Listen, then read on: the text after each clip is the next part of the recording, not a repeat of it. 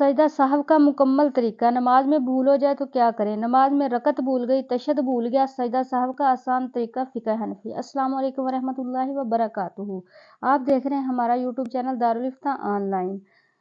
तो देखें, नमाज पढ़ रहे हैं और अचानक शक हो गया कि 2 रकत पड़ी है, या 4 तशहद पर बैठना भूल गए, या कोई और मसला मतलब वाजिबात वगैरह में से छूट गया, तो क्या करना चाहिए? तो घबराइए नहीं, शरीयत ने इसका हल रखा है।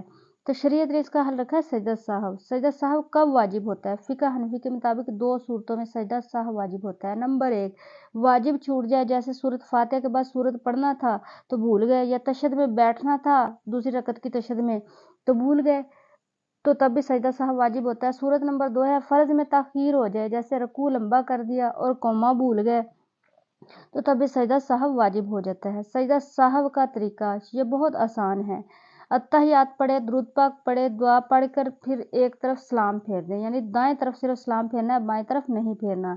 एक तरफ सलाम फेर कर 2 सजदे करें। आम सजदों की तरह 2 सजदे करने हैं, जैसे सुभान रब्बियल आला सजदे में पढ़ते वैसे ही पढ़ना है। तो 2 सजदों के बाद बैठ जाएं, अत्तहियात पढ़े, दुरूद पढ़े, दुआ दोबारा से पढ़ें और फिर दोनों तरफ सलाम फेर दें। ये देखो, नमाज मुकम्मल हो गई, दोबारा से दोहराने की ज़रूरत नहीं है, बहुत आसान तरीका है।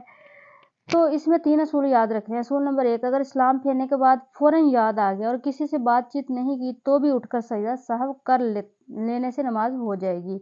असूल नंबर 2 है कि अगर सलाम के बाद बात कर ली या वज़ू टूट गया तो दोबारा नमाज पढ़नी होगी, दोबारा सजदा साहब काफ़ी नहीं होगा। असूल नंबर 3 है कि अगर शक हो 3 रकत या 4 तो कम वाली पर यकीन करना चाहिए, यानी 3 समझें, 1 रकत और पढ़कर आखिर में सजदा साहब कर लें। तो नमाज के अंदर जो चीज़ें सुन्नत होती हैं या नफल होती हैं वो भूल जाए तो सजदा साहब वाजिब नहीं होता, लेकिन अगर कर लिया जाए तो तब भी बेहतर है। बाकी फ़र्ज़ नमाज, वितर नमाज, नफल नमाज, उनके अंदर जो भी चीज़ें वाजिबात में से हैं या फ़र्ज़ में तख़ीर होने की वजह से कुछ हो जाए तो सब के अंदर ही सजदा साहब होता है। नमाज में भूल इंसान की फितरत है, अल्लाह ताला माफ़ फरमाने वाले हैं, तो इसलिए सजदा साहब अल्लाह की रहमत है। फ़र्ज़ नमाज में इमाम पर सजदा साहब वाजिब हो जाए तो मुक़्तदी पर वाजिब नहीं है। इमाम ना करे तो मुक़्तदी खुद से अलहदा नहीं करेगा, अगर इमाम करेगा तो मुक़्तदी भी करेंगे। भूल हो जाए तो परेशान ना हो, तरीका याद रखें, अमल कर ले। दुआ है अल्लाह हमारी नमाज में खुशू अता फ़रमाए। कमेंट में बताएं कभी नमाज में भूल हुई या इससे पहले आप सजदा साहब का तरीका जानते थे। इस वीडियो को सदका जारिया समझते हुए ज़्यादा से ज़्यादा शेयर करें ताकि लोग नमाज में गलती से बच सकें और आप भी सवाब में शिरकत करेंगे। अगर आपकी वजह से कोई राह पर आ जाएगा तो हमारे चैनल को सब्सक्राइब कर लें। तब तक के लिए अल्लाह हाफ़िज़।